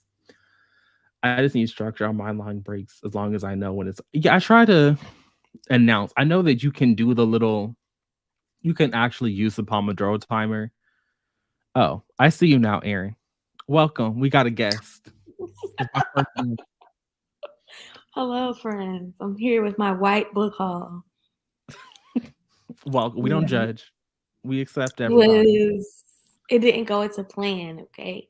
I feel like when you see the book specifically one book, you're gonna be like, you went out your house to buy that. Like I said, we don't judge here. This is a safe space. So the primary reason I went to this specific bookstore is because I wanted this specific book. Barnes and Noble didn't have it. My black-owned bookstore didn't have it because I called. And Amazon said it would be delivered in 3 days. So I went here specifically for this book, which is Lost in the Moment and Found by Shannon McGuire. It is the 8th book in the Wayward Children series. So I wanted this. Then I needed this next book for my next reading vlog. And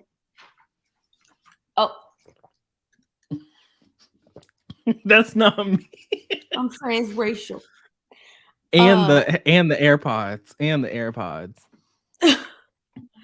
The next book I needed for a reading vlog, and I was so shocked by the price, I almost left it at the store.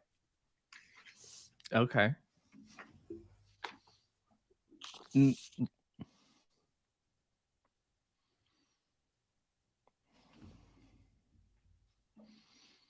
I can't believe that she really just held that book up on our internet. This book costs $24.99.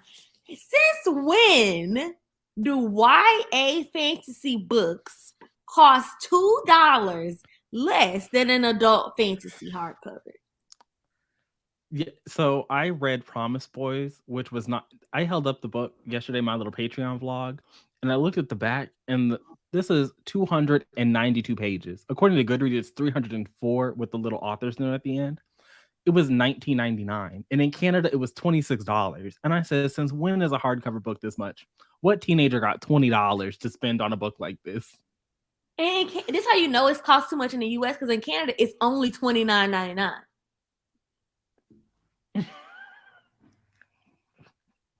So I got this long ass book, and it better be fire. I know it's not gonna be, but I can dream. Hopefully, and then a surprise unicorn that I found, because it's actually low key out of print and got a very small print run, is Our Wives Under the Sea. Oh, see, even the internet is fucking with Aaron. Even the internet don't want Aaron talking about these white books during Black History Month. Hannah Witten is now attacking on my channel. Yes, Chain of Thorns is I got it from the library and I grabbed it. Oh, she back. Welcome back. But yeah. And this little bitty ass book, and I was at my indies, I was paying full price. It's $27. So if I don't You like found that out of stock book still stocked at your indie, and I don't think that book was new. It well, it has to be. It's only came out November, December, like end of 2022. I think somebody returned that book or somebody unhauled it and they sold it to you at full price. Because I don't read the physical book. So if I listen to the audiobook that I got off my library for the next 3 days and I don't like it, it's going back to the store. The cycle continues. That's my white ass book haul. Well, thank you for being so brave as to come on during the blackathon sprints and hosting a book haul sponsored by the whites. But I am Black, if you weren't able to see. But reminding everybody in the comment section, when she left, she said, I'm going to support the Black authors monetarily. House. She said, I'm supporting the Black authors specifically, and I can monetarily. I support them monetarily. I buy plenty of Black books. Not only was she not reading, because the last book she read was Mr. White Man, Steven Erickson. That's what got Marcus read on Goodreads. Black women in January, okay? So I read Black women, Black authors all the time. The one we're in February. A British author, and I was like, well, I definitely ain't doing that. So. Wow. Erin said that Iasper don't deserve rights. She said that Iasper wars are starting here. What? It's not. It can be.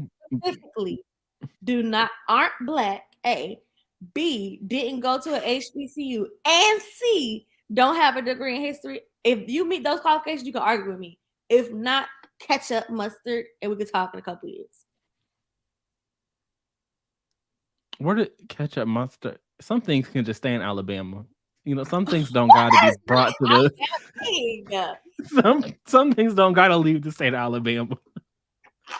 I'm telling you, read them, log them in March. Everyone's gonna know. God, ain't gonna fight me. But Aaron's not gonna do all that though. Aaron's just gonna mark the book and keep moving. And that's gonna be it. But I have 16 pounds. Tomorrow my readathon TBR for February is dropping, and it has my pile of possibilities for blackathon. So. Can we get a tease? Sure. We got nonfiction on there, so I'm going to be reading All About Love by Bell Hooks. I'm also going to be reading Becoming by Michelle Obama, so 2 nonfictions. We talked about Miss Michelle earlier. I don't know if you were here, but we talked about the Obama. Bad about my first lady. We were definitely talking about the Obama. Apparently, the book was dry. The book was not good. The Light We Carry? Both. I heard both things were. Now I don't know about that. Becoming was hardcover for 4 years. Number one New York Times bestseller. So, oh no. All I heard was that both, but I mean, it seemed that more heat was going to the light we carry because it was like self help, and the girls weren't looking for self help. But even becoming was catching some strays. Girl, do not American Marriage. Don't read the Black Trauma book, baby. It hurts so bad. Ooh, There's some it's. better Black trauma books. There gotta be. I don't know, but I know that one hurt me deep, cut me deep. Ooh, it started off bad because it's basically this black man getting accused of raping this white woman in this hotel, and he was literally with his wife like essentially the whole time. And we follow him as he goes to prison, and he loses his Oh yeah, I family. can't read that book. Oh no, I'm good. It's bad, That's Tayari Jones, right? With the blue cover and and like the yeah, no, I'm good. it's so many different layers of trauma. Ooh, baby, and they're like It's really upward just the profile prison for me. and like you go through his trial, and I remember specifically reading that book when I was in Hong Kong. I was listening to the audiobook and I was crying. I went to the school. Listen, I too have gone to the school of As Told by Kenya, and I've read some of the trauma books, and some of the trauma books do be hitting, and they don't really actually be that traumatic. But the man who was with his wife being, wrongly imprisoned for raping some random person he never met, I don't need to read that book. That's not the book I need to read. And it's so unfortunate because it's like two distinct moments that like would alter the course of their life forever, because they decide, the mom was like, oh, stay at the family house, and he's like, oh no, we don't want to intrude, we'll just stay at a hotel. And this is only one hotel, and it's like small Louisiana town. And then him and the wife are arguing, and they have this little thing that they say that's like, we need a little 15-minute break. So he's not going 15 minutes, but he goes and he gets some ice, and then he comes back, and then like an hour or so later the police bust down the door, because that's when they are like, the white women, the argument is that people, and this is fact, people of different races have trouble distinguishing between other people. And even in the lineup, she picked him out, and he said, there's no way, like I wasn't there, I was with my wife the entire time. And he was a very successful man, whatever. And then it just goes, oh, it gets bad. I picked up her other book, Silver Sparrow, and I said, baby, I don't have time for this. Let me put this back down, because I'm not about to be crying. Because the first line of that book was, my father is a bigamist. And I said, you know what, Tari? I already read Night Crawling this year. Night Crawling was traumatic enough. I had to relive the trauma when I was filming my January wrap up earlier, and I said, "Yeah, this is really for the streets." Oh yeah, it's So I February. can't When wait is to. it coming, sir? You said you're gonna get a girly January and come back in February. When they coming? Over on my Patreon, we're doing daily vlogging. So for the low price of $3, you can see this beautiful face every day. So The regular girls gonna starve for forever. the regular girls are getting a January wrap up that's been filmed, it's edited. I haven't exported it yet because I'm doing this. Um, there was going to be a spare reading vlog, but I feel like that might ruffle the feathers. So that might be another Patreon exclusive. So, the people who don't pay, they're going to get what I get when I get to them. Not But you we have putting the essential information behind a paywall during Black History Month. essential information about a white author. Absolutely. Absolutely. I mean, you are putting the paywall between the Black Reads too. If you daily vlogging the Black Readathon. I was originally going to have them be public videos. And then I thought to myself, do people really care about daily vlogs in February? I don't think so. I don't think that they would be as algorithm friendly as they are in November. And so or December. So I said, let me not fuck with the algorithm like that. Let me not screw myself over. So I put them behind the paywall. Maybe you can compile them into like weekly vlogs for the people. Maybe. We'll see. Night Crawling was on your listen. I'm still not over. When the police officer is sexually assaulting you in front of the convenience store in broad daylight, I said, it's too much for me. It's too much. That scene will live rent free in my head for the rest of my life. Yes, this too. But I can't wait to see Erin read it because this was her master plan for us to buddy read. And she ain't even And touched then it yet. she was like, put it down. Save yourself. Okay, but now we're in February, so let's put it back on the pile of possibilities. Because don't you own it? I do own it. And you can't unhaul it without reading it. So let's get it on the pile of possibilities. Yeah, I got plenty of books that I haven't unhauled and have not read that are keeping each other company in the library. Not keeping the shelves company. Mm. Yeah. I would listen. I'm sure people would care, but the people who get it are over on the Patreon. So the link to that should be in the description. But maybe there'll be some kind of compilation at some point. Maybe there won't be. Maybe you'll just get a wrap up in February. Well, it'd be in March. It wouldn't be. You literally said on Twitter, I'm at the point in the month where I done start January and I'm working on all my February projects. And you're not gonna post the February project? The February projects was me designing the thumbnails for my blackathon TBR. I definitely feel like you should white my that's depriving the people. I need a black rise in you to fight back.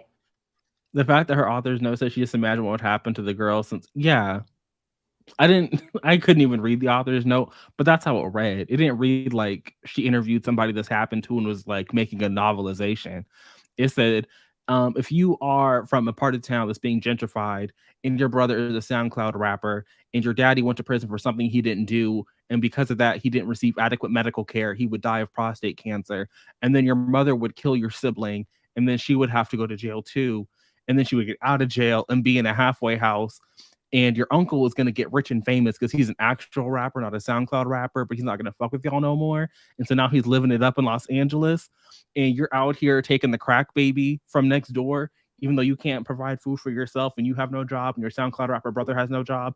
And now you're in the center of a gangbang rape case by the police of your city. It was just doing too much. Doing entirely too much over there night crawling to be nominated for best book of this. Debut stunning this women's best fiction. No. Yeah, it was nothing in that book was good, but I can't wait to hear Erin's thoughts and opinions. I'm looking forward to hearing about it in her February wrap up. Well, I don't do wrap ups no more, and I apparently don't vlog no more either. So hell, you just had to ask me about it. So you are upset at me. Okay, but I put out some content. I put out some content. It wasn't wrap ups and vlogs, but there was some content in January. I gave people content in January. Well, I did say in my goals video, I told the girls what was up in 2023, and I meant it.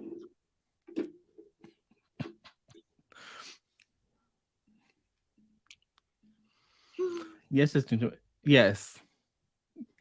Well, here's my thing. I think you can be 19 and publish this kind of book because everyone that worked on the book is an adult.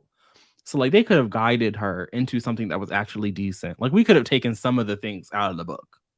I think if she had been a only child, it would have been a much better book. Because then you could have actually addressed her being parentified and adultification and her wanting to take care of this child would have made more sense than what it was in the book. Lots of people write books at 17 that are good. What age? Okay, maybe not lots. Maybe not lots, but some people do write books at 17 that are good. She's just not one of them. No offense to Californians. It sounds like all the offense. Sorry. Listen. Like all the offense, actually. It does. But you know what? It's okay. It's okay. But this has been a lovely almost 5 hours, but I have to go. So thank you all for being here. Thank you, Erin, for hopping in and giving us the book haul. You're welcome. And I will see all the people at some point in the future. But until then, until next time.